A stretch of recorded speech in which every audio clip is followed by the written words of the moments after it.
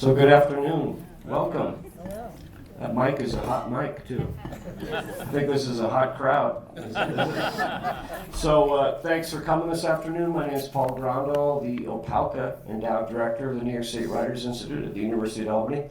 Feel free to applaud for Chet and Karen OPALCA, the biggest, greatest arts and culture philanthropists in our region. And I just remind you, we actually have 6 more events in our amazing jam-packed spring lineup. You can get all those details on our website, www.nyswritersinstitute.org. I'd like to thank our co-sponsors for this afternoon's program, the Writing and Critical Inquiry Program, that's WCI, and the Honors College. It's also nice to see our students, and we've got a class here. We look forward to giving you time to ask your questions. We'll start with student questions, and we'll go to the general audience. We also have books for sale. Our campus bookstore here has Raina Lipsitz's book, The Rise of a New Left, and Nguyen's book, The Maga Diaries. They're for sale. You can get them signed afterwards. Even if you don't buy a book, you can come up and ask questions. We'll try to get to as many questions. I know we never get to all of them, and I'm kind of conceding to my age. I now wear reading glasses, so just a sec. I can only pump up the font on my thing so high. I guess I have to put that. Yes. Yeah. All right, a few words of introduction first to Raina Lipsitz, and this wasn't intentional, but she's on my far left. Tina's on my far right. A bad joke. So Ms. Lipsitz was born in Buffalo. Go Bills! Look at that. She holds a bachelor's degree in English literature from Yale University and an MFA in nonfiction writing from Columbia University. She's held a variety of jobs in journalism and communications, which we're going to talk about, and some of our students are very interested in, I'm sure. She worked for New York State Assembly member Linda B. Rosenthal. She was a senior staff writer and speechwriter for Catalyst, which is a leader in advancing gender equity at work and helping organizations drive systemic change for all women in the workplace. She's done copywriting for political advertising campaigns, and for the past decade or more, she's been a self-employed journalist, researcher, and writer, and her articles have appeared in The Appeal, The Atlantic, The Nation, Glamour, The New Republic. She's the author of this book we'll be discussing, The Rise of a New Left, How Young Radicals Are Shaping the Future of American Politics, published in 2022 by Verso Books. Patricia O'Toole called the book, quote, an exceptionally well-informed report from the ranks of the most dynamic, constructive movement in American politics. Few books can be profitably read as history, journalism, and political field manual, but this one succeeds on all 3 fronts, end of quote. And our other visiting writer, Nguyen, her 2024 book, published by Atria, is titled The Maga Diaries, Life Among the Fanatics, Extremists, and True Believers That Created the Modern Right. Brian Stelter, who we had at our event a couple of years ago, Telling the Truth, he called it, quote, compulsively readable, a fascinating window into a hidden world that has radicalized American politics. This book is a must-read for anyone that cares about the future of our democracy. And Kirkus reviews describe it as, quote, a sobering, endlessly readable, fly-on-the-wall account of creeping fascism, end of quote. Ms. Nguyen earned her bachelor's degree from Claremont McKenna College, where she got involved with the conservative think tank, the Claremont Institute. That then led to a job with the right-wing news and opinion website, The Daily Caller, which was co-founded by a young Tucker Carlson before he became the Fox News TV megastar. And I think that was all before you turned 20. You were very active. 22, but yeah. Okay. Now, the Maga Diaries chronicles these years that Ms. Nguyen got pulled into this vortex of the right-wing media sphere, her growing disillusionment with it, and her efforts to escape what sounded to me like a kind of cult, which we'll talk about. Along the way, she rubbed shoulders with Tucker Carlson, Andrew Breitbart, Charlie Kirk, J.D. Vance acolyte Charles Johnson, and a roster of fringe conspiracy theorists and MAGA boosters. She recently joined the online site The Verge as a senior reporter covering the Trump administration, Elon Musk's takeover of the federal government, and the tech industry's embrace of the MAGA movement, which I think we'll talk about. Previously, she was a founding partner and national correspondent at Puck, where she covered the evolution of the MAGA political ecosystem, and she was a White House reporter for Politico and also a Vanity Fair correspondent covering media and politics. So in reading both of these books, I felt like a tourist in a very strange, exotic land where I'd never traveled before and I knew very little about. Fortunately, these two authors were well-informed, generous, in-the-trenches guides to understanding the new left and the far right. They'll help us all think about how we understand that and how we navigate this current political chaos. So please welcome Raina Lipsitz and Tina Nguyen.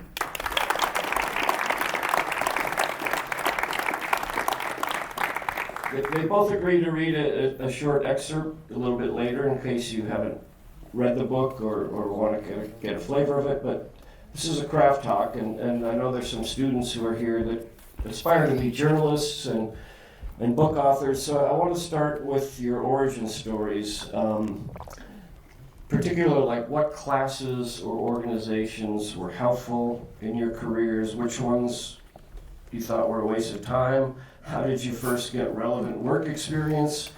Get your first foot in the door with those jobs in media. You want to start, Raina? Sure. I think we both Oh, have. sorry. We all Yeah. have. You said just one mic. Sure. Is this Yes. this is good? Okay. Yeah. I mean, I'd say I guess I got my start as an intern with The Nation magazine in New York. That's what I did right out of college. I went home to Buffalo for the summer after I graduated, and then I moved to New York in the fall to take that job. The Nation internship was a really great experience. I met a lot of people who are still friends, and I worked for some writers who I really, really admire.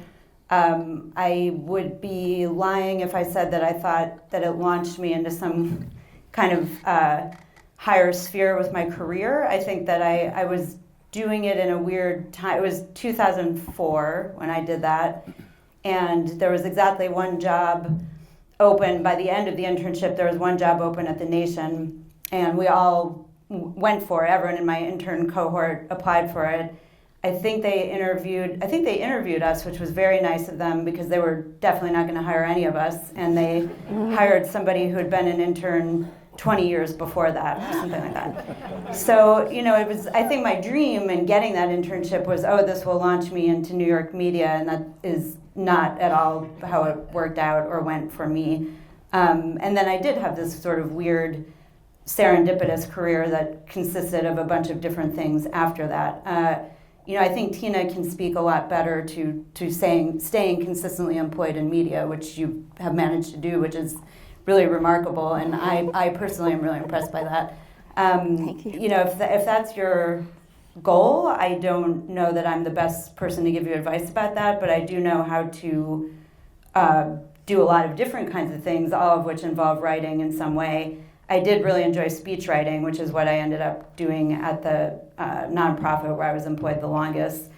But, these are all really different kinds of things, and they're all sort of require different skills or different speeds. Frankly, at this point in my life, I don't want to be a political reporter who's, say, on the White House beat. I think that would be extraordinarily stressful and not exactly what I want to do. But I really admire people who do it. I think it requires just a huge metabolism and a lot of energy and willingness to not sleep. So I like how we're keeping it real, and both of your books and what I've read, you're very honest and authentic. It's not easy. I've been writing for one newspaper my whole career, 41 years, the Albany Times-Union. I would never get hired today because I don't have a journalism degree. I actually never took a journalism class. So that's not even possible anymore. There's so fewer papers. But talk about your, you've had a lot of interesting jobs, and how did you get started? So I think let's divide the arc of my career into the getting into journalism that you definitely should not be doing, and then the path that I assume students here would like to take, which is not right-wing journalism. But they do end up verging together at some point. So I had always wanted to go into journalism, and the reason that I ended up in right-wing journalism was a series of internships that positioned themselves as, are you a journalist who likes liberty? Here is some free money, but you have to attend the seminar. By the way, isn't Obamacare really bad? If your essay says that, then here's a lot of money. But apart from that, I was doing a lot of writing for the college newspapers and doing as much as I could. At one point, I was like a news editor for one of the magazines. A friend of mine was going to France for the summer, but he was the restaurant critic, and he was like, hey, Tina, do you want to do that? And that actually ended up getting me a job after all that right-wing mishigas as a food writer, as like a food blogger in New York in 2012.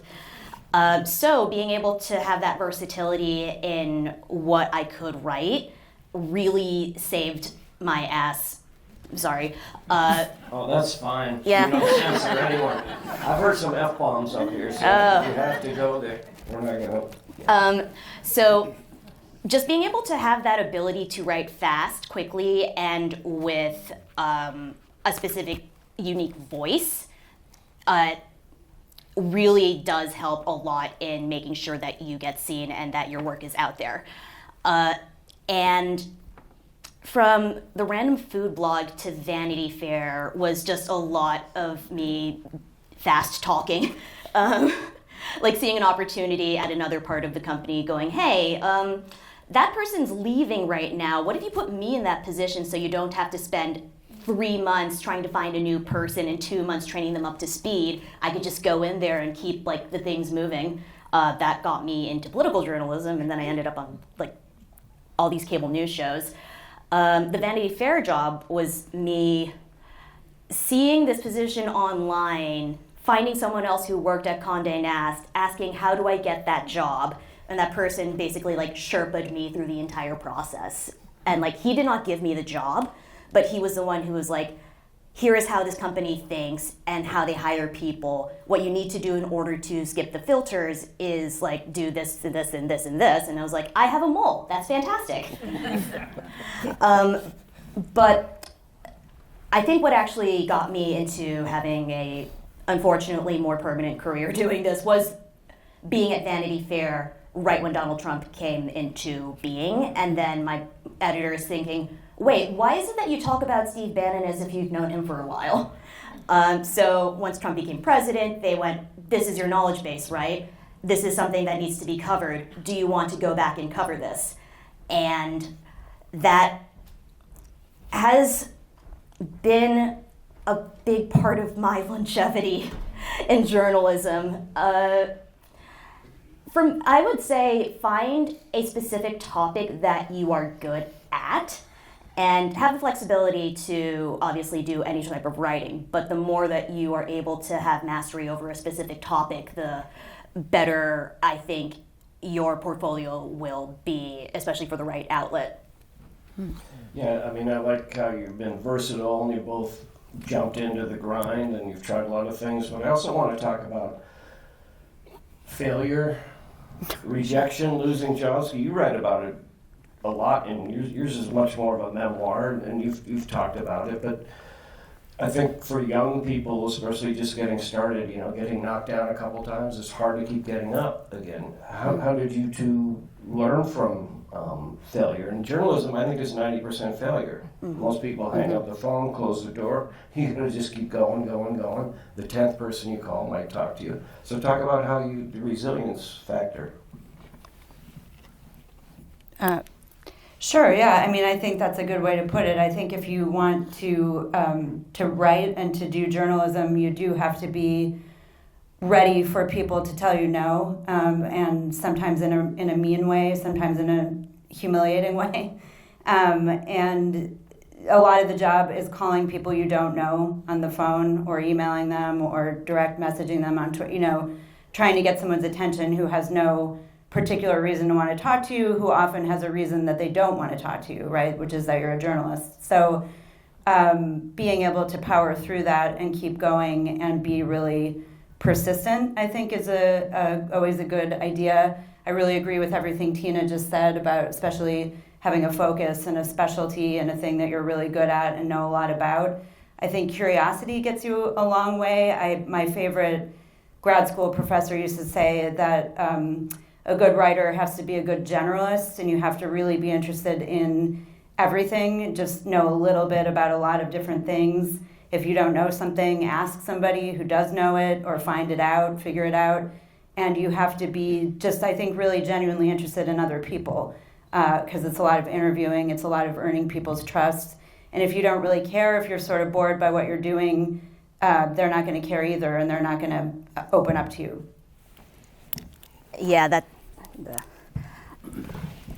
last part, especially about like talking to people all the time and enjoying talking to people and enjoying learning, is what really sustains you in this, like, just in doing this work. And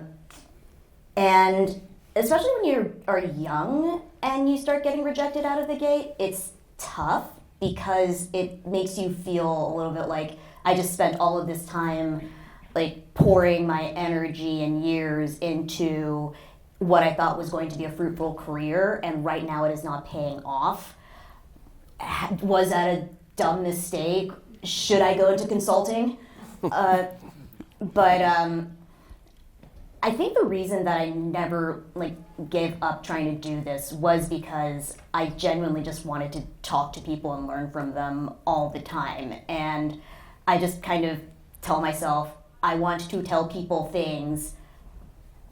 I would like to learn a thing from you. Please tell me the thing. And it actually, it doesn't work. Sometimes I was about to say it actually can work. Sometimes it doesn't. But it's just this like very weirdly positive mindset I have towards it. It makes it fun.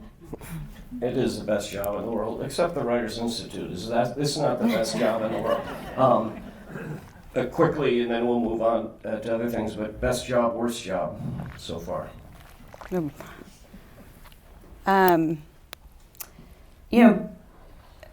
That's a really tough question. I think that my favorite jobs that I've had have been columnist positions. So I was writing a column for 2 years for Al Jazeera America that was about women and gender issues, and that was just something I was naturally really interested in, had always wanted to know more about and learn about, and I had a lot of leeway in what I got to cover. And then I had a column for Cranes for I think about a year. Now I'm not remembering the time frame.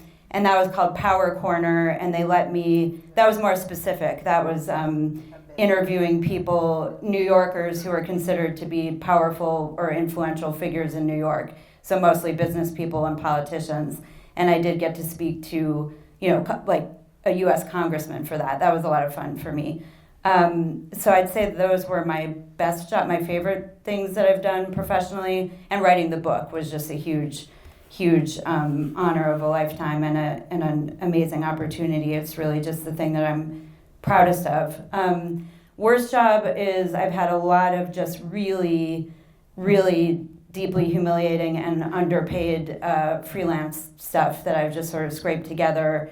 Had to write things for like negative 10 cents a word, just where you're aware the whole time of you're like losing money. But you're doing it for exposure. Right, yeah, exactly. We pay you in clicks, we pay you in copies. Yeah, and it feels worse and worse the longer you do that kind of thing. And I once was hired by a British person, I really don't even remember how this came about, but she couldn't do something for British Cosmo, UK Cosmo, and she wanted me to write.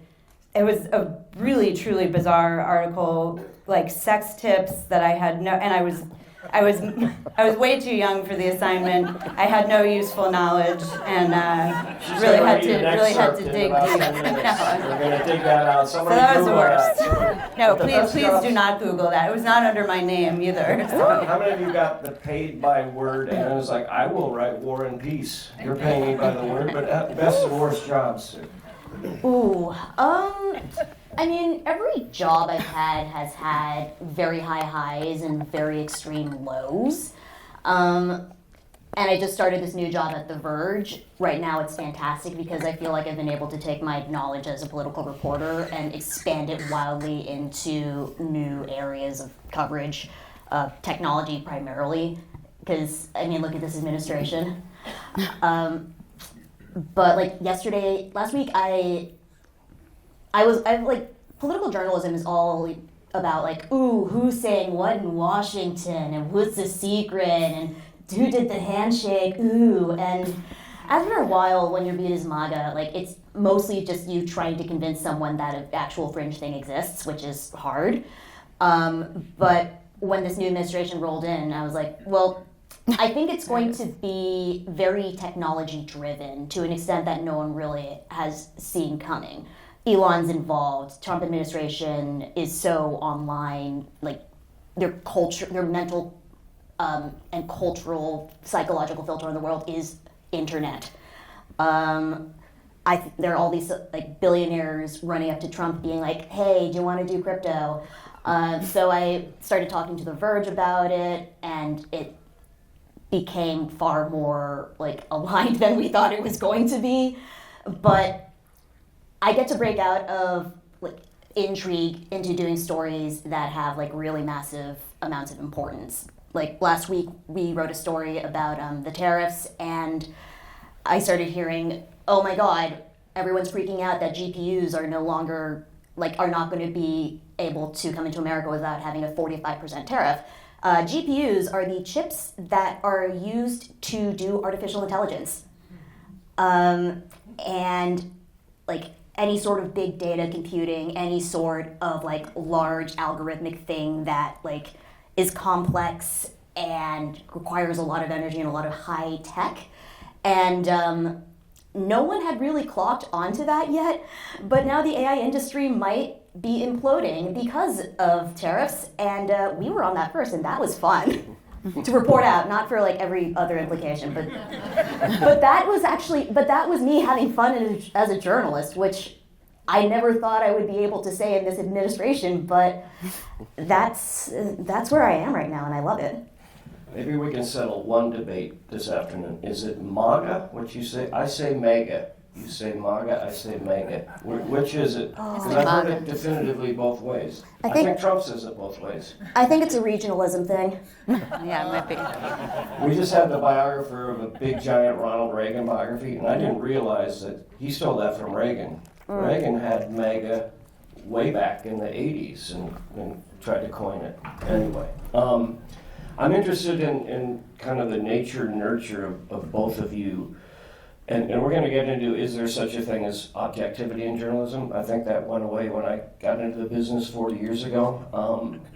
But your background is very interesting. Refugee parents fled Saigon during the Vietnam War. You come here. Your parents want you to be a doctor and go to Harvard and things, and you prep school. And I don't know as much as you write about it in the book, but you're Buffalo, proud Buffalo public school. Working class kind of. So how much? I mean, college. No, I would not. No, that would not be fair. Okay. my dad's a lawyer. Because you fight for the working class in this book. Yes, Okay. but I would not. Okay. I think it would be misleading to. Okay. Yeah. So I'm interested. College students, become independent, create new identities. How much did you take from your upbringing? Because in a lot of ways, you seem to want to break out of your dad wanted you to be this kind of multi-level marketer. I don't know, what influence did you have on this book? Because you stay in the left lane throughout this book. I don't know if that's your own personal philosophy, but you were in the far right lane, and then you pulled out of it, and now you're kind of down the middle, maybe. Mm-hmm. But anyway, talk about the nature versus nurture, how you were raised versus. Sure. I mean, I do say it in the book. There's a much smaller amount of stuff that's about my personal background. Tina's is more of a memoir and more personal experiences. But my family, they're progressives. They're pro-labor progressives. My mom was a union officer, and a writer. She worked for the Buffalo News. And my dad is a lawyer who represents mostly people who are suing corporations for, some kind of workplace malpractice for being exposed to toxins over years and years. So he's a plaintiff's attorney, and he represents a lot of poor people who are fucked over by major corporations. My grandfather was a labor lawyer. My uncle ran the Western New York Labor Coalition. So a lot of union folks, a lot of, I think I've stayed in the lane. In fact, there's some study recently about how Democrats have a much, I'm going to screw up the percentages, so I won't quote the actual numbers, but they have a much better record of sort of reproducing their politics in their young people. Republicans, their kids tend to not be Republicans, and Democrats tend to stay Democrats. I'm not really a Democrat either. I'm to the left of the Democratic Party, but I certainly came from the lefter side of the aisle and stayed in that lane.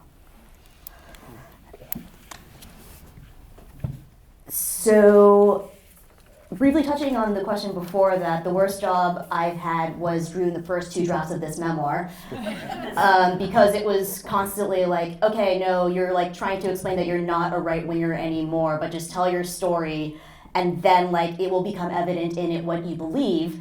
And as I kept writing it and like doing therapy to myself, I realized that a lot of the reasons that the right had attracted me to begin with was because, one, I grew up with parents who were like constantly trying to do, like they were both like constantly trying to do the right thing, but also trying to establish themselves in America as people with status and wealth, and that they also had a bit of a like, we're immigrant parents, you gotta do what we tell you to do. And I was like, no! So it was a combination of like wanting to do the right thing, because they were deeply moral people, but then also rebelling against people telling me what to do. So around the time of the Tea Party in 2008, it was this period right after the economic crash, and a group of hardcore libertarians just kind of emerged out of nowhere being like, big government's bad, everyone leave us alone. And I was 17 or 18 at the time, and I went, yeah, that sounds right, leave me alone. So whenever people ask me what I believe now, I would say that I am an extremely disillusioned libertarian. I kind of wish that we lived in a world where people would be free to choose how they live their own lives without like anyone interfering.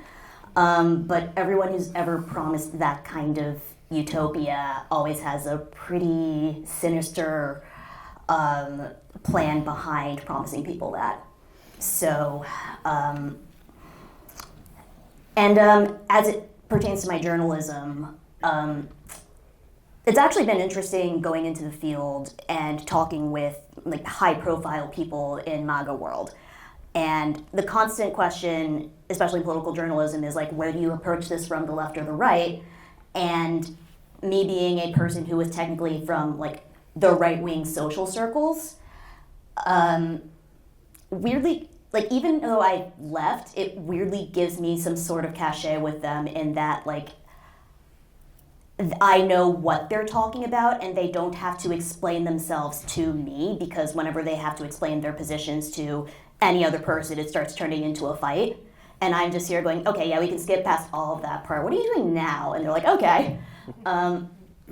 So it's been an interesting journey trying to establish that lane and keep sane, but that's sort of how I enter this extremely weird beat.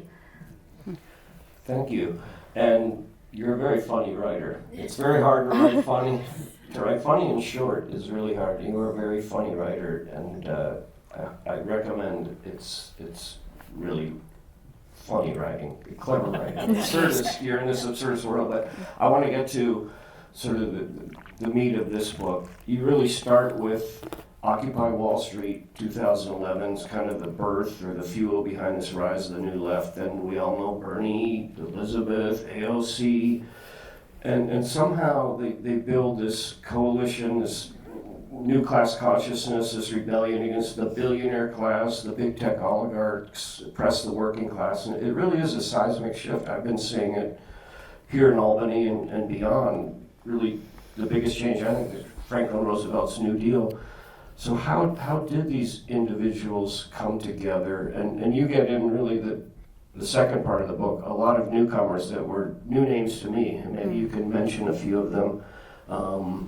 But this has been, and we're going to get into this 20-plus year, well-funded, serious kind of farm system that you got pulled into. The right, I had no idea the right was so well organized and so well funded, and the left seems to be Not as well funded. Asleep. I mean, Yeah, asleep not for the as last well 20 funded, years, I'll and tell you we that. don't Do you eat want lunch. do you want to hear something worse? Yeah. It's been going on for like 80 years. Oh no. Yeah, it started when Mitch McConnell was in his like early 20s. Right. Yeah. So, but we also want to get to. It felt like grooming from almost a weird. They pull in these smart college kids, and all of a sudden you're on a rooftop balcony having cigars and smoking or high-level drinks with like Bannon and all these characters. They just sort of picked out and groomed these smart young kids. We'll get into that, but first your side of the thing. And then eventually they take over the Supreme Court, which I think Tina actually says in her book was the plan all along, the plan for decades. Yep. Yeah, I mean, I think it's important to say that the left and the right are not equally matched in terms. They're not equally resourced. They're not equally funded by a long. Well, it's a big disparity, right? It's a really big disparity. It was really fascinating to read Tina's book and be like, wow, that's a lot of money I left on the table my whole life, starting from when I was like 17 years old, and it's a lot of jobs I could have had with much nicer apartments, much nicer stipends, all of those things. I just wanted to say really briefly on this sort of journalistic objectivity thing. I think my approach has been to be pretty upfront about where I'm coming from, what my perspective is. I am a member of the Democratic Socialists of America, and I disclose that to every editor I've ever worked with. I think it's important to, situate yourself that way, but I also think that you can do good journalism and good writing that is actually, to quote Fox News, fair and balanced, right? And I've never once misquoted a source. I've never misleadingly quoted anyone. I treat people with respect. I'm interested in everyone, and I am not. And I think you do have to be, to some extent, non-judgmental when you're talking to people and learning about them, right? Your book is very balanced, and it's really well sourced and footnotes and everything. But do you accept the term advocacy journalism? Because every reporter starts with the people they're going to interview, the thing they're going to write about, how they're going to write about it, and I think upbringing and whatever your ecosystem you're in influences all that. So is it advocacy or is it straight ahead so-called objective journalism? Well, I think those terms are not really totally, as you said, it's changed a lot. They're not fully separable, but I've done a lot of different kind of writing. I have done some of what I guess I would call not so much advocacy writing, but, it was advocacy writing when I was at a nonprofit that was employing me to advocate for their nonprofit goals, right? That was advocacy writing. I've done a lot of opinion writing, which is published as an op-ed, and that's very clear that it's my opinion. The way I approached this book was really with the intention to do what I guess would be more traditional type of reporting, more. I don't really use the word objective because I think that's always been kind of a fiction. I think even in the heyday of, what we think of Tom Brokaw, these Cronkite wasn't objective? Well, no, I don't think those guys were objective. I think they thought they were objective because they were the only types of people they were ever around, right? So that was the dominant point of view. That is how I've approached it. But there was some. I'm sorry, you had asked a different question about the content of the book. That's okay. Like Occupy. So 2011, we had a big encampment here in Albany, and obviously New York City, and spread around, but. Well, I wrote the book because I grew up in the 90s and it felt like a very politically dead time. I knew a lot of people who cared about, in a kind of inchoate, like sort of hard to define way, they cared about ending racism, they cared about sexism, they cared about the environment. There was nowhere for them to plug in, there were no actual organizations, there was no power analysis, they weren't really doing anything. There was like a very tiny powerless left that would sort of grumble about Bill Clinton, who I see as a villain, myself, but they didn't have any real power to challenge him, right? They didn't have any real, there was no AOC, there was no Bernie, there was no Alex Rojas, there was no Sunrise movement. There were none of these new left formations that have come up in the last 10 years in American politics. So I think that's what's different now. And the good thing, I'm pretty demoralized, as most people on the left, including, the broader left, including just regular rank and file Democrats, are pretty distressed that that he won again, that he's still with us, that he's still the dominant figure of our time. I think that's pretty distressing. I find it really actually deeply upsetting. But the good news is that these other, this left has also risen in power and influence, not to the same extent, and we're still building and we're still learning, but there's more there than there was 20 years ago, 30 years ago. And we're starting at a huge disadvantage. We're catching up from they had a 80 to 100 year head start and all the money and frankly now all the power in Washington especially. So why did they choose Claremont, McKenna? How did it become this ground zero? And what was that world like? It seemed like it was lavish. I mean, these conferences at swanky hotels and a lot of booze and a lot of rich people kind of seducing you young people, essentially. It felt like you were being groomed. Yeah, so the conservative movement, which I think people would see culminated in something like Project 2025, it originates in the early 50s with the rise of communism and American conservatives realizing, oh my God, this keeps dying. I don't know, you might have. Yeah. And a small group of right-wingers viewed the government as a bastion of potential socialists, and that manifested in the Red Scare, McCarthyism, but it also led to this worldview that all of the institutions that run American society, not just government, but the arts, academia, banking, education, were all being overtaken by leftists. And they also believed that changing society at a very fast pace was bad, just because that would lead to societal ruin, Edmund Burke. And they were all right, so we have a very small group of us. We don't like anything that's happening in American society right now. We don't have the numbers to change voting patterns. We don't have people who will look at our positions and agree with us, but we do know how to build our own parallel versions of everything we just talked about. So Claremont McKenna was one of those schools. Right now it's known as a wonderful liberal arts college, and I genuinely had a good time there. But the small part of the campus that was the government department had links to a think tank that had been launched in the 1960s or 70s or something, specifically to foster young academics to write about how wonderful the founding fathers were and how Western civilization was the best. And one of the reasons I got into this in the first place was because I had a very naive view of how the American Revolution worked and how great the founding fathers were. And that got shattered very quickly as I got older. But that was just one of the feeder programs that led into the creation of the right wing. So that was Claremont was a college that existed. Hillsdale was another one that existed. Liberty University. But then you take all those students and then you graduate them into right-wing advocacy jobs straight out of college at the Heritage Foundation, Koch Institute, whatever. And then you start getting into this professional network of people who had been in your position once, graduated, and were oh, of course we'll help you. You're just you remind me of a younger version of me.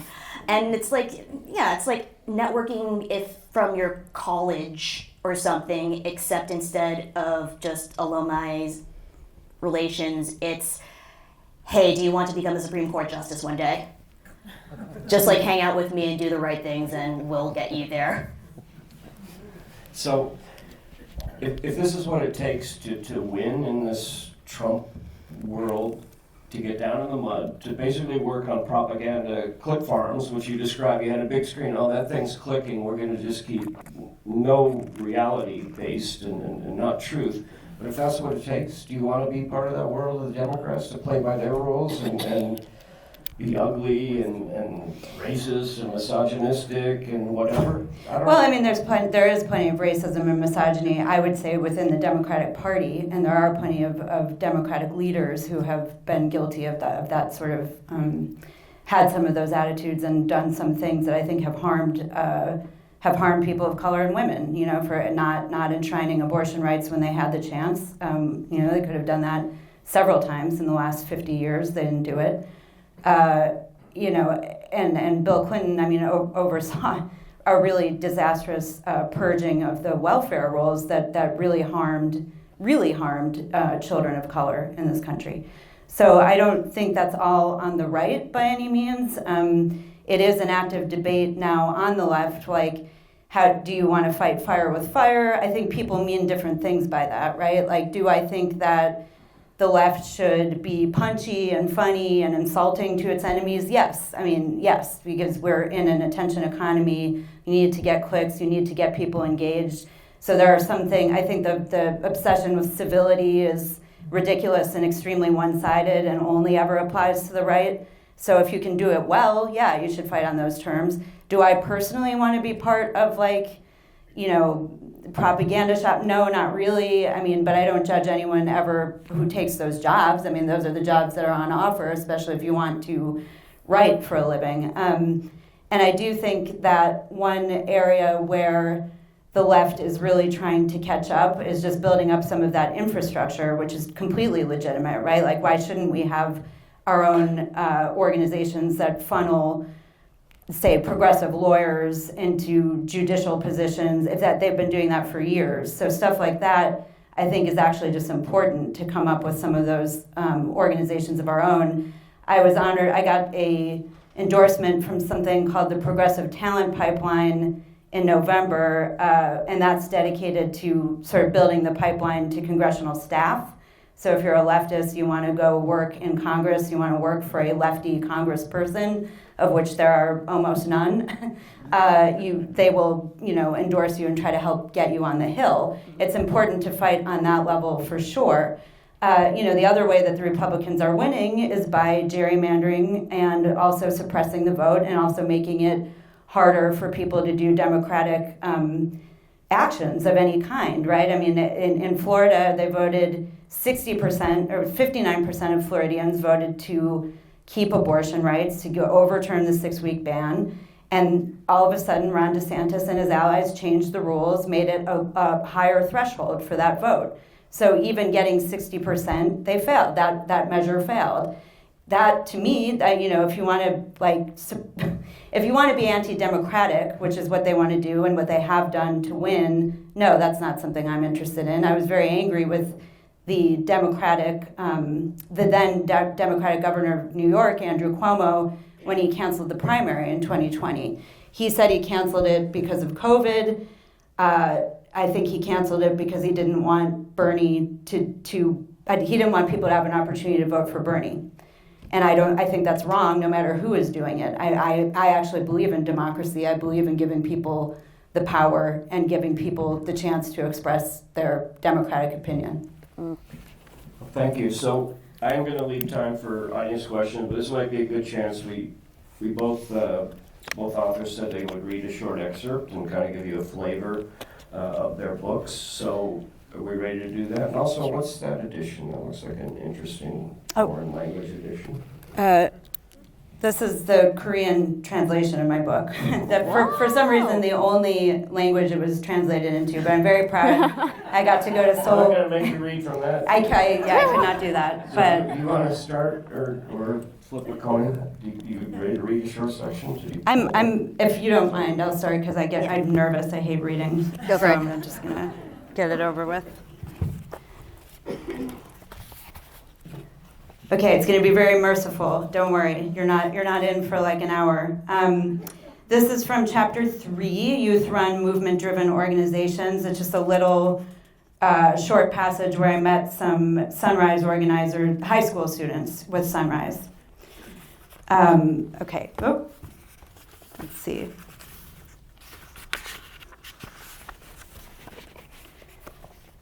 Meeting Courtney B. Dunner, 17, and Sanaya Leon, 16, two high school organizers with the Sunrise NYC Youth Hub, I was struck by their composure.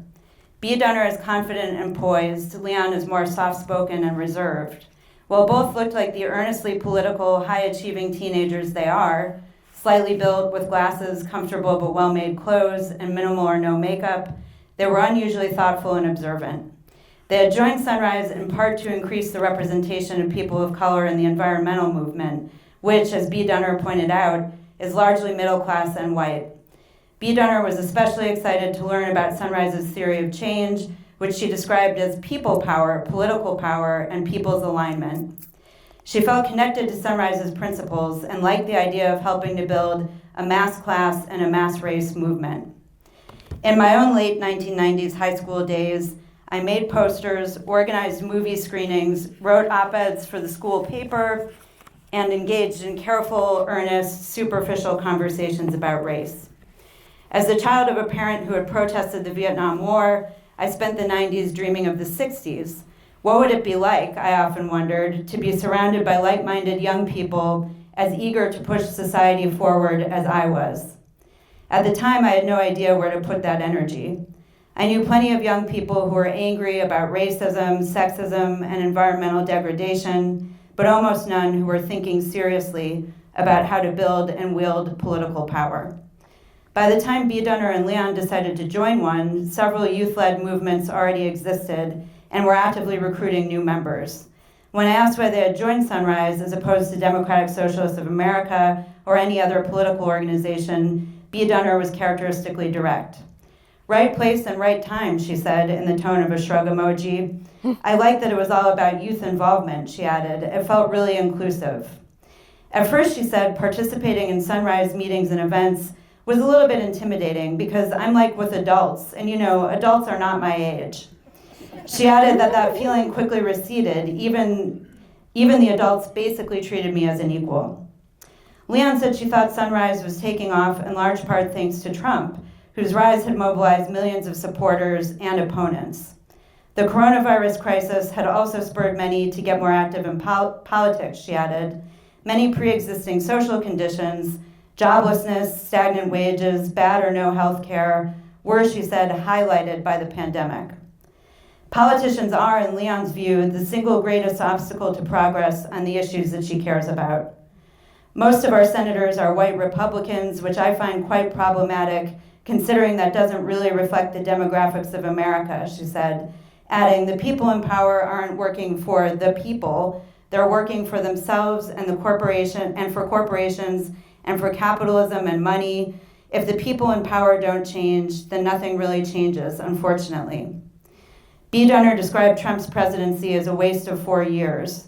While it was good that he lost the 2020 election, she said, she was aware that he's not fully gone. He is still going to be prominent and probably still a problem. So that was a high school student saying that.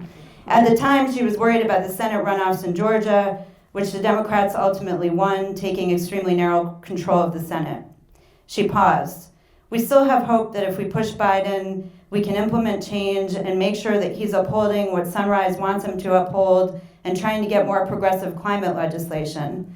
But ultimately, she added, it's still an uphill battle. Even if Trump is out of office, we still have to fight. Thank you, Raina. I hope that wasn't too uncomfortable. Good job. I learned about Sunrise from your book. I'm embarrassed to say I did not know the group, but you took us inside. Both of you take us inside these worlds that I was not privy to or aware of. But you want to read a little bit, Tina? Sure. So my excerpt is pretty much the exact opposite of Raina's. And It's the very beginning of the book. I go to this Turning Point USA summit in Tampa, Florida. That's specifically training young leaders for who eventually want to go into any of these conservative job opportunities that we talked about earlier. Then this very interesting thing happened. July 23, 2022. It was 2 p.m. when the Nazis showed up, with their swastika flags and signs praising Ron DeSantis, their skull masks and their SS armbands, their shirts proudly emblazoned with the word anti-Semite, stubbornly encamped between 2 concrete pillars, 2 stories tall, draped in Turning Point USA banners. They were swarmed by angry college students, still in their summer business casual wear, who'd come there that weekend to network and see Donald Trump speak, but instead were confronted with these unexpected interlopers. Across the street, staffers were quietly panicking. This was apparently not the first time people in Nazi outfits had shown up to one of their events, and they were now imagining the vicious headlines that would be published in the mainstream press. But they were relieved that the students were screaming back at the Nazis. "Nobody fucking wants you here, get out of here," yelled a man in a striped shirt. "We've got free speech too," drawled a man with a megaphone and a skull mask, standing among less than a dozen of his Nazi peers. "Sig Heil, brother, Sig Heil." I chugged my Starbucks, left my room at the Embassy Suites, taken the disconcertingly open glass elevator down a vertigo-inducing 18 stories into the lobby, and darted across the street with my phone out.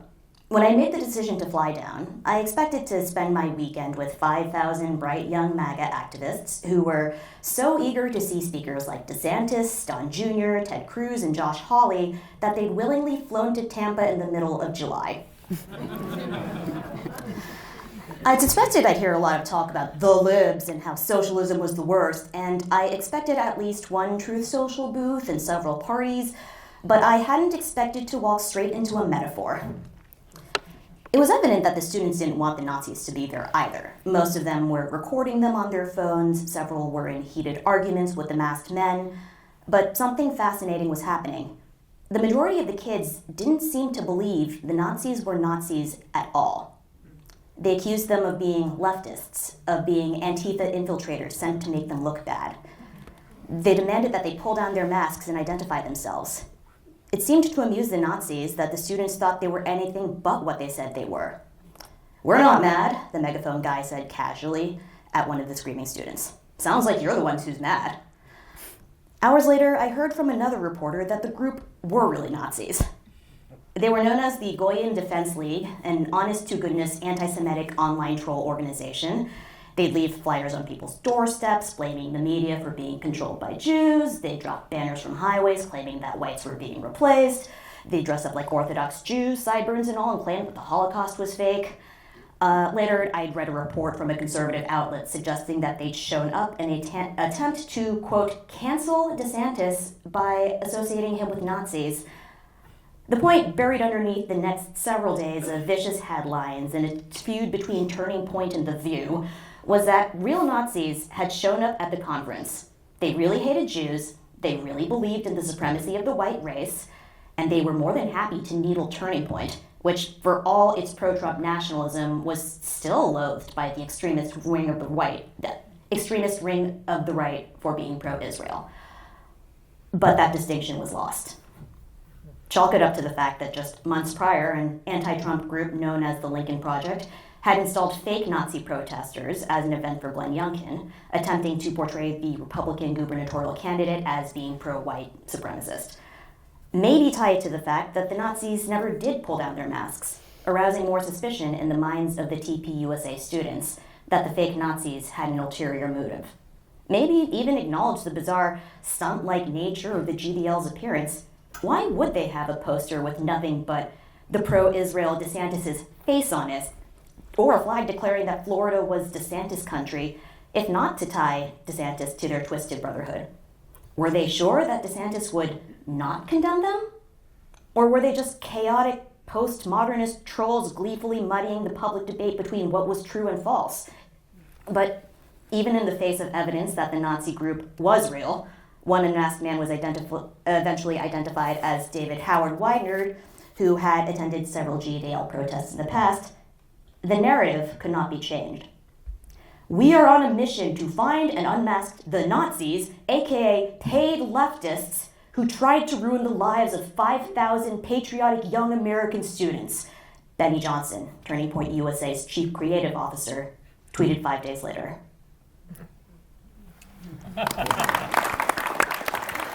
Wow.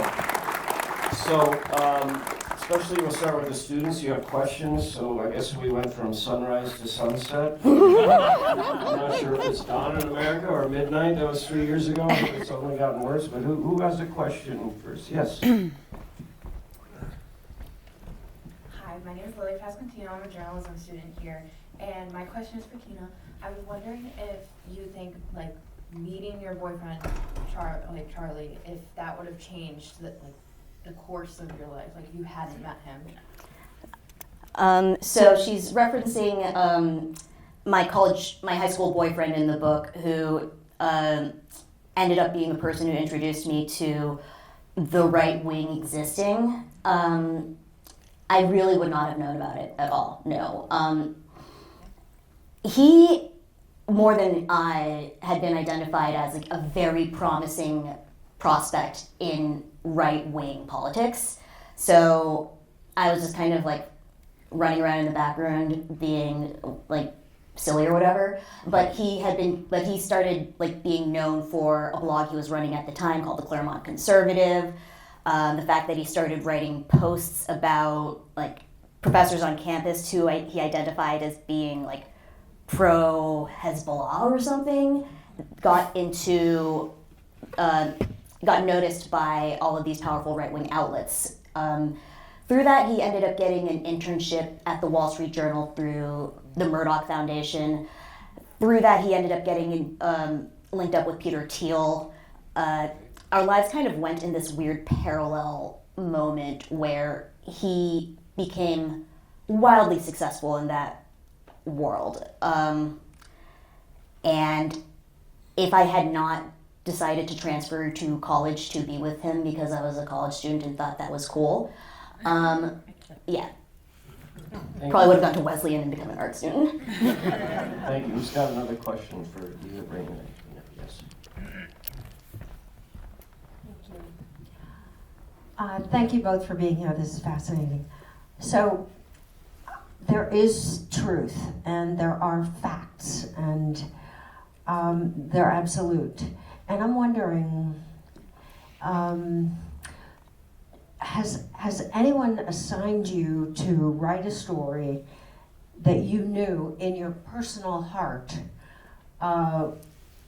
was not truth or fact?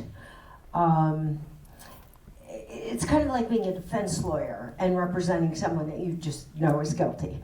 How do you handle that? How did you? I guess I'm assuming that you have both. And I want to know how you handle that when you personally don't believe what you've been assigned to write.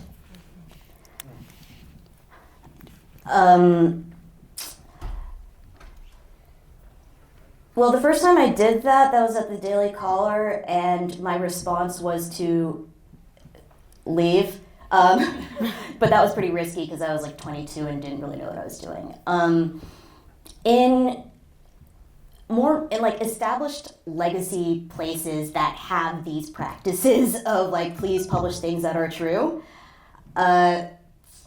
you do have to contend with editors who believe that the world works in a very specific way and that what you are trying to tell them is actually happening. And I have dealt with that so many times in my career just because editors, especially the older ones who've been in the industry for a very long time, tend to have a specific view of how the world ought to work because that's how the world worked for like the 30 plus years leading up to it. But things are changing so rapidly now. The power structures are being upended on a daily basis, and things and practices and norms that everyone once thought would never be violated are being violated on the regular. So at that point, it becomes a big throwdown of this is what is true, this is what I am seeing. I have to convince you very, very, very hard that what you think is true is not true, and what I am telling you that is challenging you is. And a really good editor will engage in that dialogue with you. If they're an editor who's funded by a right-wing foundation think tank, that's a different story. Yeah, I think actually I really agree with Tina that it's usually much more subtle than that. And I personally have never had an experience of somebody saying just write something that is just factually wrong. I wouldn't do that, and I haven't worked with anyone who would ask me to do that. I think the closest I've come to that was working for a feminist nonprofit. It was actually pretty officially progressive, pro-Democratic Party, and they gave a big award to Lockheed Martin. And I said in an all-staff meeting, I don't feel comfortable that you gave this big award to the CEO of Lockheed Martin. Lockheed Martin is a weapons company that has killed women and children around the globe. I mean, that is a fact. That is like a fact you can look up. And that is agreed to by pretty much all parties except for the weapons company, right?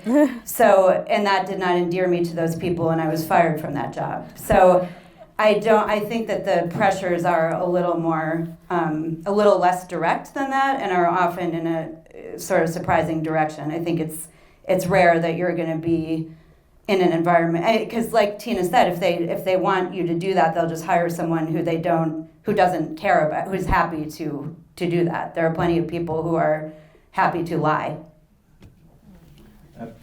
Other questions? I also, did we get a new term? Did you say throwdown or brodown?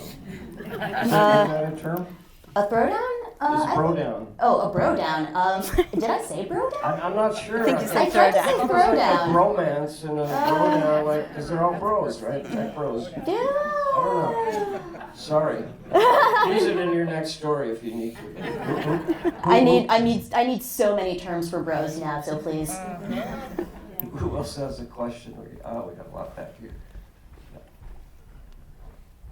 This is very entertaining. You don't mind if we go a little longer, do you? And keep it going? Okay, we'll ask a few more. Hi, I'm just a person who lives in the Albany area. I haven't read your book yet, but I really want to. I wondered if you could comment on Caroline Levitt. And if you, I don't know, maybe talk about her, but I've just been looking at her background lately because I feel like she's so effective at what she's doing, but she's so evil. And she was raised Catholic. And I don't understand. I cannot understand how she can be the way she is at 27. And I'm worried about where she's going to go. Who is she first? Because I admit I don't know who she is. So Caroline Levitt is Trump's press secretary. She is the nice blonde lady who is constantly verbally abusing the press on a regular basis. And Which is her job, right? that's her job. She's quite good at it. And I'm pretty sure, and there was probably an audition process to find the meanest blonde.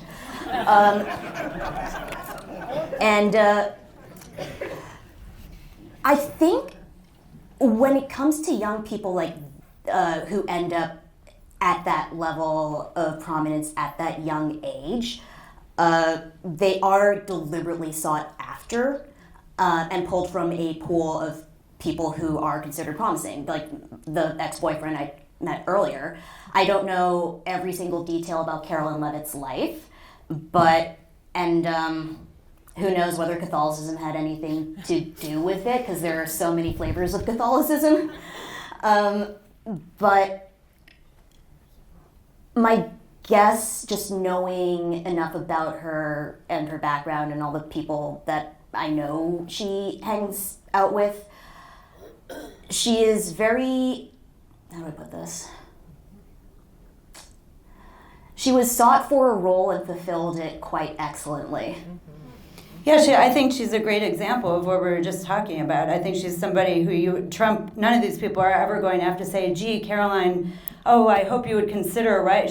That's what she's there for. She wanted that job. She's happy to do that. Got a question right here. Hi there. Hi. So with the 2026 midterms creeping up, what kind of messaging do you think would work to get young people to the polls and voting for Democrats? I don't think any messaging is going to work. I think only offering a material program that would actually help their lives would work, and the closest we got to that was Bernie. I mean, just to be very blunt, I mean, Bernie resonated with young people because he was saying, let's cancel student debt, let's get people in a position where they can buy a house, where they're not struggling so hard, where they're not suffering so much. My book, I mean, one reason I wrote my book is that I was tired of hearing that Bernie supporters were like white privileged Bernie bros, when in fact almost everyone I talked to for my book was an immigrant or the child of an immigrant, had worked low wage jobs their whole life, was behind where their parents were at their age, was never going to be able to afford a house, was not going to be able to afford to have a family. Those are the people Bernie was talking to. He was offering real policies to address that. If we don't have those policies and we don't offer those policies, young people are not going to turn out. And even for Bernie, they didn't turn out. And that's for a lot of structural reasons that Bernie just, couldn't fix in one election cycle, sadly. And I think a lot of young people are particularly alienated by watching the Democratic Party send money and weapons to Israel for 1.5 years. I mean, it's really, really shocking what is happening there. It is a genocide. And young people don't want any part of that.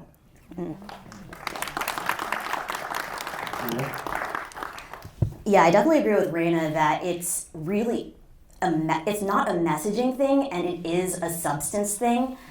And what I am concerned about with the Democratic Party is that they are so obsessed with the idea of going to alternative media and establishing their own forms of alternative media, as if like, oh, now we're on YouTube, that means that we'll reach young people, when that's not the point at all. I remember talking to this she's a DNC delegate, and right after the election I was trying to explain to her the dynamics of Joe Rogan, and how he has a lot of people on his show who are very right-wing and actually know how to bookend themselves into Rogan's programming by being like, okay, he just had some super lefty guy on, let's get in there. So like he still has that massive audience, but we can sneak in. Again, really good at manipulating the system. Her response was, oh, so should we just try to find one of Rogan's guests and like bring him to become a Democrat? I was like, no, that's not how it works. That is not authentic, and that is like, people will not agree with that. So yes, really, the Democrats need an actual message. Yeah, an actual program. Yeah, and the Joe Rogan thing is a great example because people keep saying, the Democrats keep saying, we need our own Joe Rogan. Well, Joe Rogan interviewed Bernie, and in fact, he endorsed Bernie in 2020. So we had a Joe Rogan of the left, right? It was Joe Rogan, the real Joe Rogan. We could have just tapped into that. The party didn't want Bernie, and we all know what happened next. So. I'll take you back to Albany, the deepest blue in the deepest blue state in the campaign of 2016. I was still at the paper, covered all of these. Hillary Clinton ended up at Cohoes High School, 500 people, bored, didn't want to be there, only Democratic operatives. Bernie ended up at the Washington Avenue Armory, 5,000 people, way over capacity, another 2,000 kids dancing in the street, all first-time political, a party. 3 hours later, narrowly averted riot in downtown Albany. Trump packed 15,000 into the MVP arena, loudest I've ever heard it, chanting, build that wall, lock her up. And I looked around, I was like, these are my neighbors. These are our state workers. So, and I went back and told my editors, this is really turning. I mean, how do you explain that? And how will you turn that around? I mean, I couldn't believe it when I saw it, but I was there. And when some brave Bernie people kind of took out a sign, that they attacked him. He said, get him, get him. He was unleashing violence on them, and they kind of got out of the arena. But how do you explain that? And do you think that's changing, or how soon can that change? Look, I mean, Trump made inroads with people of color. He made inroads with young people in this last cycle. And in this last election, he won the popular vote. That's really bad. It's not good. It's just not good. It's not good for us. It's not good for the world. It's not good for the left. I I don't know. I don't have a magic answer that's going to reverse all of that. I think these are decades-long trends. That's part of the issue, and now it's coming home. Things that happened decades ago are informing everything that's happening now. I do think one thing that gives me hope is that I think Trump is a really specific figure. I think he's a unique political talent. He's an entertainer. He came up through television. He had a major hit TV show. People watched him for years and years. It matters in American politics to be on TV. It matters to be a celebrity. It matters to be good at television. It matters to be entertaining. He's all those things. He is going to die someday. I mean, he's mortal, right? And I hope. I mean, maybe we'll find out otherwise. But and I don't think they have anyone like him. I really don't. I mean, Tina would know better than I do who the other figures are. But Ron DeSantis burnout. He's not. People don't like him. He's sort of not. He just doesn't have the Trump magic. I don't think the Trump children have the Trump magic. So that gives me some hope. But we really have a lot of work to do on the left. And one thing we could do is invest in candidates who actually inspire people like Bernie. The point that you made about there only being one singular Trump, something I've focused on for a really long time, especially with the fragmentation of channels of information, basically. Trump is a singular figure in that everyone knows him. And then the media landscape fragmented, and now there are like 900 different channels and like 7,000 different like political, maybe more, shows online, and people who are very important in one sphere will have like absolutely no purchase in another sphere. Elon Musk, I think, is the only figure that really transcends that because he is the richest man in the world. But he's also South African and can't run for president, ostensibly. Yeah, I've been covering this movement for a long time, that I've learned a couple of things about it. Primarily that, like, the thing that keeps the conservative movement together is a fear of the future. It is a lot harder to build a movement if everyone has an idea of how the world should be, but much easier to keep people together if you are all afraid of what could happen and don't want change. With Trump no longer in charge, though, all of these factions within the right have very different ideas of how to, like, keep America their specific version of great. The tech right versus the populist Steve Bannon right now is a huge example of this. One of the stories I eventually want to do is, like, how the MAGA people are going to start, like, storming all the crypto bars in DC. But yeah, like, at this point, I think it's just all about, like, what is going to happen to all of these factions that Trump is able to keep together because of his, like, ubiquitous brand identification and charisma.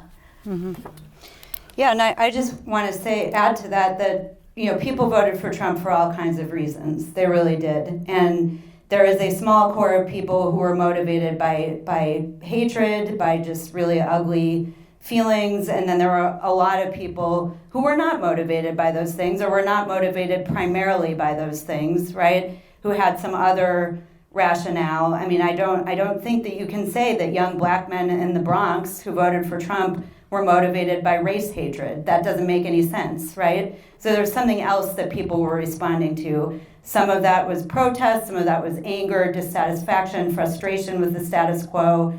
And people can be brought back into the fold. I mean, we saw that. We saw that there were Obama to Trump voters, right? So, I mean, they're not fixed categories. I get very tired of hearing people on the left say, we just have to accept that America's like this evil, racist country that hates women. I don't think we have to accept that. I don't think it's true. I don't accept that. And, 70% of American adults did not fucking vote for that guy. I looked it up. You can run the numbers. That's not 70% of voters, but that's 70% of Americans who could have voted, right? So that's a very large constituency of people who are not motivated to turn out for Trump. I want to remind you that books are for sale, and you can also come up and ask a question. I'm sorry we couldn't get to all the questions, but what I really want to thank everyone, it was respectful and civil dialogue. This isn't always, but also we're in good hands to have two really talented, committed, passionate journalists and truth tellers here. Raina Lipsitz, Nguyen. Please give them a big round of applause.